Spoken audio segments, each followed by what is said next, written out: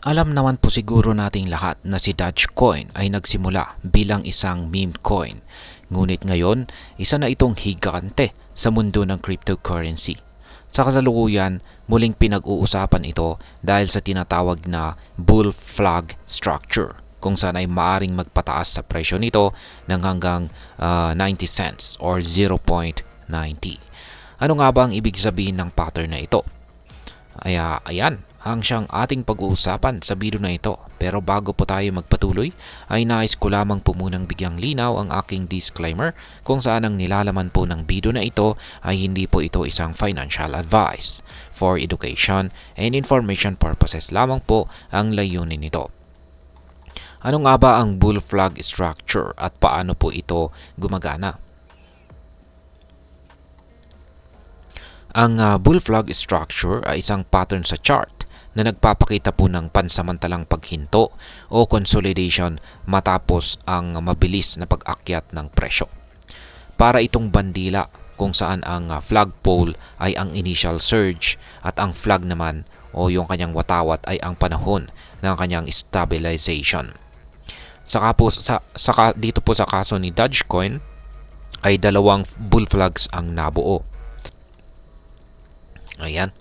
Check po natin yung kanilang chart dito. Ayan. Pinahagi po ito ng trader tardigrade. Ayan. Dogecoin 2-hour chart po yan. At ito po yung unang nabuong bull pennant. Ayan po ay nabuo ng mga November 5 to 7.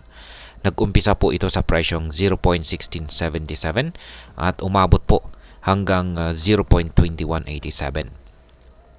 Nagkaroon naman ng retracement or pagbaba sa presyong 0.1857 bago po sumunod ang breakout na nagtulak sa presyo nito patungo sa presyong 0.4389. At ayan, ang resulta ay isang 139% na pag-akyat sa kanyang presyo. Kaya ayan, ang taas. Ito naman po yung kanyang ikalawang bull pennant sa kasalukuyan. Nag-umpisa po ito sa presyong 0.30 or 30 cents at umabot po muli ito sa presyong 0.4389. Sa ngayon, ang presyo po ay nasa consolidation phase ulit at inaasahang magkakaroon po ng breakout na posibleng magtulak sa presyo nito sa patungo sa presyong 90 cents or 0.90. Halos napakalapit na po niyan sa $1 na presyo.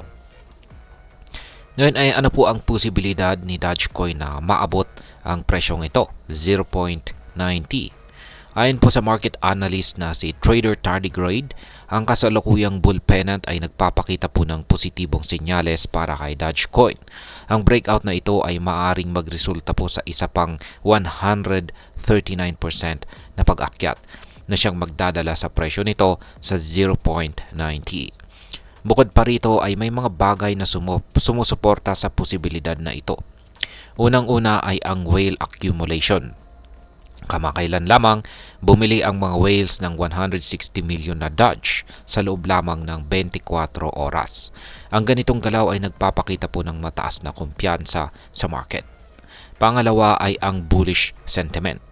Maraming traders ang naniniwala na ang pattern na ito ay magdudulot po ng mas malawak pang pag-akyat, lalo na't sinusuportahan ito ng historical data. Ngayon ay ano naman po ang maaring maging epekto nito para sa atin bilang mga Pinoy crypto traders at saka investors ni Dogecoin. Unang-una ay nagbibigay po ito ng pagkakataon para sa atin para magkaroon ng malaking kita. Kung tama po ang prediction na aabot sa presyong 0.90 or 90 cents itong si Dogecoin, posibleng makakuha po tayo ng malaking kita dito kung tayo ay papasok sa tamang panahon or right timing. Halimbawa, kung bumili po tayo ng Dogecoin ngayon sa presyong 0.3752 at umabot po ito sa presyong 0.90. Magbibigay po ito ng kita sa atin na umaabot po ng 139% na ROI. Yan. At maliban dito ay meron pong mas malaking risk. Ayan, tandaan po natin na ang posibleng maging epekto nito ay isang mas malaking risk dahil ang mga breakout patterns ay hindi po laging sigurado. May pagkakataong hindi ito maganap at posibleng bumagsak palalo ang presyo nito. Dapat laging magplano ng stop loss at mag-invest lamang ng pera na kaya po nating mawala. Yan. Ang isa pang epekto nito ay dagdag po na kaalaman sa trading patterns. Ang pag-unawa po sa mga chart patterns tulad ng bull flag ay mahalaga para sa mas mahusay na desisyon sa pagtitrade.